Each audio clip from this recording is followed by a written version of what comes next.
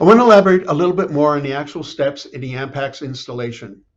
What you're seeing here is a typical foundation, an ICF foundation specifically, but it can be any foundation type.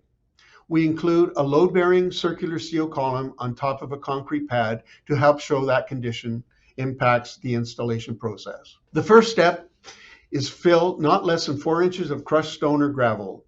It needs to be properly compacted and level, which all standard practices for concrete slab installation. You'll start in one corner with either a half or a full panel since you need to stagger the joints. Keep putting the panels down until you reach the end. In most cases, you will need to trim the last panel, but through the magic of 3D modeling, we didn't have to do any cutting for the first row. If you started with a full panel for the first row, like we did a few slides ago, you would need to start with a half panel for your second row. You can use a utility knife or a fine-tooth saw to cut the panel. Again, keep laying the panels until you reach the end.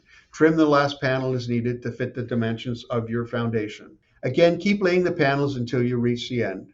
Trim the last panel as needed to fit the dimensions of your foundation. When you reach a column or load-bearing wall, you need to cut the panel to fit around it.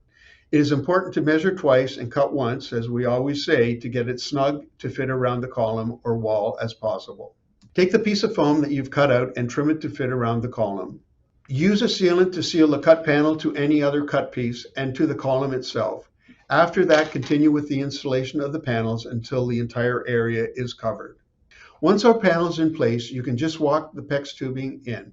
If there is rebar or welded wire mesh, it would be installed after the PEX piping is placed. Make sure to seal the Ampex panels along the perimeter with sealant to the foundation wall. The last step is before the concrete. Finish the surface and let it cure.